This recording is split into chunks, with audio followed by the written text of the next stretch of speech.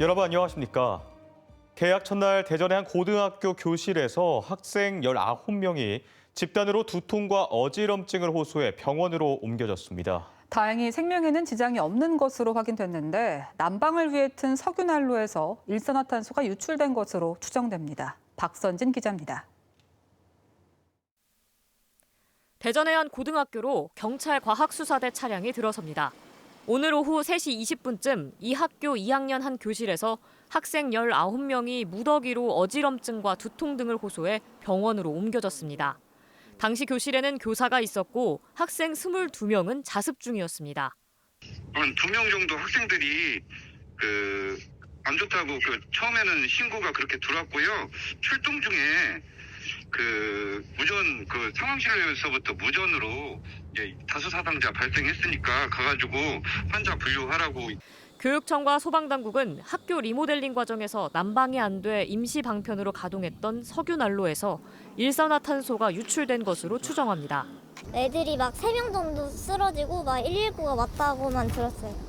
이 교실 난로는 앞서 오전에도 검은 연기가 나와 학교 측이 한 차례 수리를 했고 오전엔 창문을 열고 가동했지만 낮부터는 환기하지 않고 계속 사용한 것으로 알려졌습니다.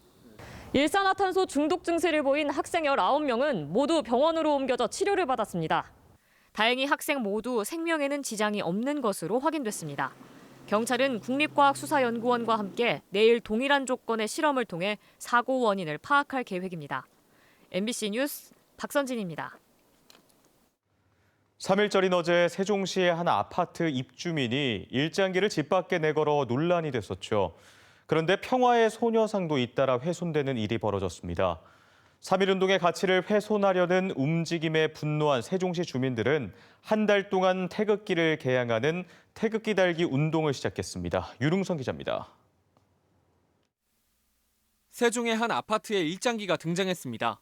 이 집 세대주가 자신은 일본 사람이라며 베란다 밖으로 일장기를 내걸었는데 주민들의 항의가 이어지자 오후 늦게 일장기를 내렸습니다. 너무 화가 났고 또 위기감도 느꼈고 그리고 또 공포스럽기까지 했어요. 한바탕 소동이 지나간 오늘 이 아파트 몇몇 집에는 여전히 태극기가 개양돼 있습니다.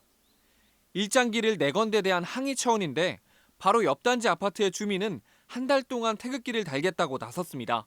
저 사람의 그냥 일탈되거나 한 개인의 생각이 아니라 어떤 교육적으로도 그건 옳지 않다라는 거를 주부로서 엄마로서 이렇게 보여줘야 되겠다.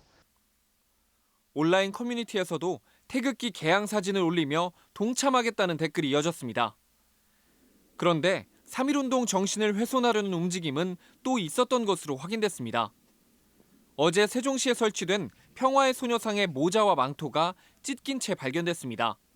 지난해 11월 지역 시민단체가 소녀상에 입혀놓은 건데 모두 날카로운 것에 잘린 흔적이 있어 누군가 고의로 훼손한 것으로 보입니다. 충남 홍성에 있는 평화의 소녀상의 얼굴도 날카로운 도구에 의해 긁히고 파였습니다. 청산되지 않은 역사에서 나온 어떤 그런 행위들이라고 이렇게 이해가 좀 되고 저희 시민들 또한 이제 안타깝게 생각하고 있습니다. 3.1절 기념행사를 진행하다 소녀상이 훼손된 걸 확인한 시민단체는 경찰에 고발장을 접수하고 철저한 수사를 촉구했습니다. MBC 뉴스 윤옹성입니다. 지난해 8명의 사상자를 낸 현대 프리미엄 아울렛 대전점 참사 이후 지하 휴게실에 대한 위험성이 지적됐죠. 대전시가 시청의 청소 등 공무직 직원 휴게실을 지하에서 지상 1층으로 옮겼는데 민간으로 확산하기 위해서 보다 현실적인 보완책이 필요해 보입니다. 김태욱 기자입니다.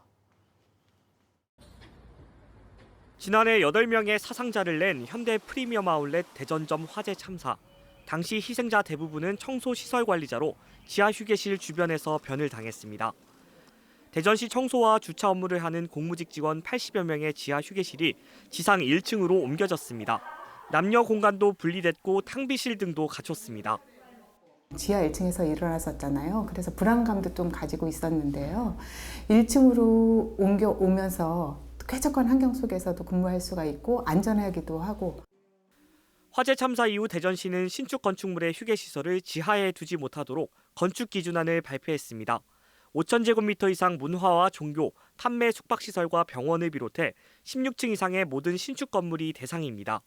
또 지상 휴게시설 구축 여부를 건축 심의와 사용 승인 단계에 반영하고 1년에 2번 정기 점검을 의무화했는데 지난해 10월 이후 12건이 적용됐습니다. 대전시는 산하 공공기관으로도 휴게실 지상 이전을 확대할 계획입니다. 하지만 대부분 민간 건물에선 공간이나 비용 문제 등으로 엄두도 내지 못합니다. 지난 3년 사이 지하 2층에서 지하 3층으로 더 아래로 옮긴 곳도 있습니다. 진짜 잠깐 쉬는 시간이라도 좀 그래도 좀 공기도 잘 통하고 이런 데서 좀 쉬는 그런 걸로 좀 개선이 됐으면 합니다. 때문에 지상 휴게실 확산을 위해선 법 개정이 필요합니다. 가능하면 우리가 이 권장을 하되 상위법 개정이나 또 나아가서 조례 개정을 함께 포함해서 하는 것이 맞겠다 이렇게 판단했습니다. 또 기존의 휴게 공간을 지상으로 옮기는 건물주나 사업주에게 세금 감면과 같은 인센티브 지급 등 지자체 차원의 장려 정책도 동반돼야 한다는 지적이 제기됩니다. MBC 뉴스 김태욱입니다. 3년여 만에 마스크 없는 학교 생활이 시작됐습니다. 코로나19 방역 체계 완화로 급식실 칸막이가 치워지고 대면 입학식도 치러졌는데요. 하지만 대부분의 방역 지침이 학교 자율에 맡겨지다 보니 일각에서는 혼란이 우려된다는 목소리도 나옵니다. 문은선 기자입니다. 새학기 첫 등교길, 학생 대부분 마스크를 쓰지 않은 채 학교에 들어섭니다. 3년여 만에 가능해진 마스크 없는 학교 생활에 대한 기대와 설렘도 엿보입니다. 숨도 잘 차고 좀 답답하고 안경에 서리도 많이 끼고 그랬는데 마스크를 벗고 등교를 하니까 안경에 습기도 안 차고 상쾌한 공기도 이렇게 맡으면서 등교할 수 있으니까. 학교 급식실에 설치했던 칸막이도 치워졌습니다. 물론 아직은 좀 더 조심을 하고 싶어 마스크를 벗지 않은 학생들도 있습니다. 특히 면역력이 약한 초등학생 자녀를 둔 학부모들은 여전히 불안한 마음이 큽니다. 마스크를 좀 어느 정도 계속 쓰고 다니게끔 할 거고요. 또 이런 환절기나 겨울철에는 또 마스크가 약간 예방이 되기 때문에 그래서 그런 차원에서 이제 지도하려고 하고 있습니다.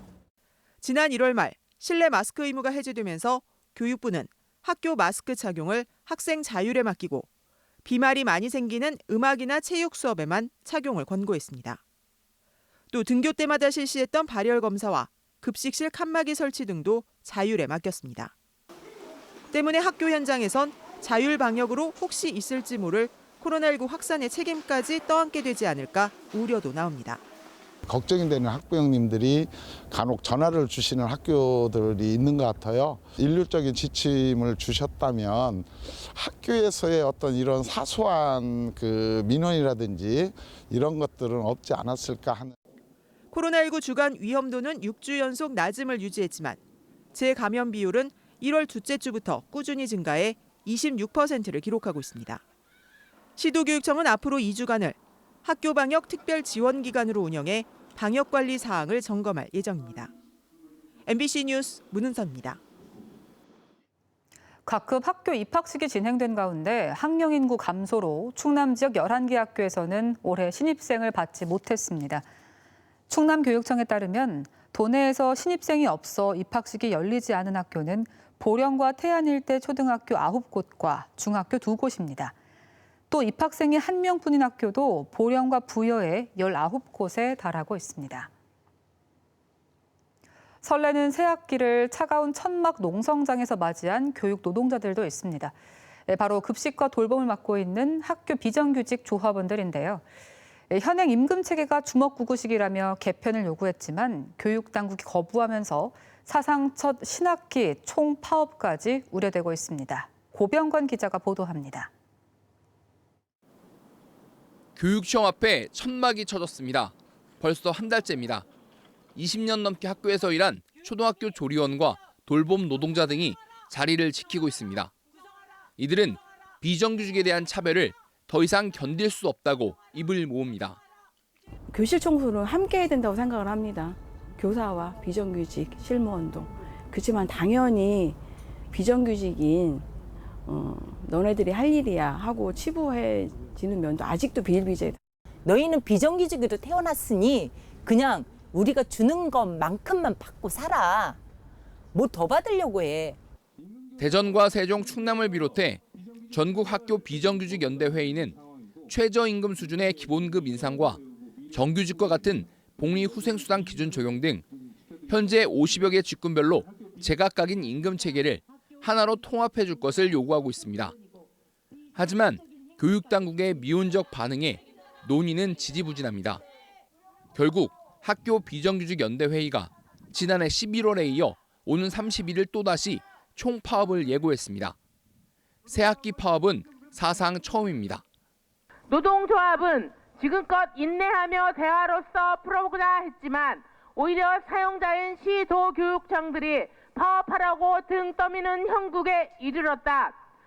교육청 입장은 여전히 평행선만 달립니다. 현실적으로 기존의 어떤 임금유섭 그 형태 그 구조 안에서 노사 간의 그 임금이 결정되는 그런 협의를 이들은 학교 급식 노동자의 폐암 검진 결과 일반인보다 최대 35배 높은 발병률을 보였다며 비정규직 처우 개선은 저임금과 차별뿐 아니라 생존의 문제라고 호소합니다. MBC 뉴스 고병권입니다. 육군 32사단이 코로나19로 축소했던 예비군 훈련을 전군 최초로 정상화했습니다. 32사단은 대전 유성대대 등 4개 부대 5곳 훈련장을 시작으로 화생방 훈련 등 코로나19로 축소했던 실내외 훈련을 모두 정상적으로 시행한다고 밝혔습니다. 첫 예비군 훈련이 열렸던 오늘 하루 1,700여 명이 훈련을 받았으며 올 한 해 22만여 명이 훈련을 받을 예정입니다. 오늘 오전 8시 10분쯤 대전 당진고속도로 당진 면천휴게소 인근 갓길에서 사고 처리를 위해 정차해 있던 트레일러를 다른 트레일러가 들이받는 사고가 났습니다. 이 사고로 다친 사람은 없었지만 사고 여파로 일대 교통이 3시간 넘게 정체를 빚었습니다. 또 어젯밤 9시 10분쯤에는 서천 공주고속도로 부여 백제 휴게소 인근에서 차량 6대가 잇따라 추돌하면서 50대 경차 운전자 등 4명이 다쳤습니다. 경찰은 앞서 사고가 난 뒤 서행하던 차량들이 연쇄 추돌한 것으로 보고 정확한 사고 경위를 조사하고 있습니다. 충남의 한 국립대 교수가 소속 학과 여학생을 성폭행한 혐의로 재판에 넘겨졌습니다. 경찰에 따르면 해당 교수는 지난해 12월 자신의 집에서 함께 술을 마신 뒤 취해 잠든 여학생을 성폭행한 혐의로 입건돼 구속 기소됐으며 검찰이 추가 수사를 진행 중인 것으로 알려졌습니다. 해당 대학 측은 사건 발생 직후 피해 학생에 대한 심리 상담을 진행하는 한편 가해자를 직위 해제해 분리 조치했으며 지난달 파면 조치했다고 밝혔습니다. 전국 건설노동조합 대전세종지역본부가 세종시 유계 3생활권의 한 건설 현장에서 기자회견을 열고 원희룡 국토교통부 장관이 건설 노조를 매도하고 있다며 규탄했습니다. 지금까지 대전, 세종, 충남 소식이었습니다. 시청해주신 여러분 고맙습니다.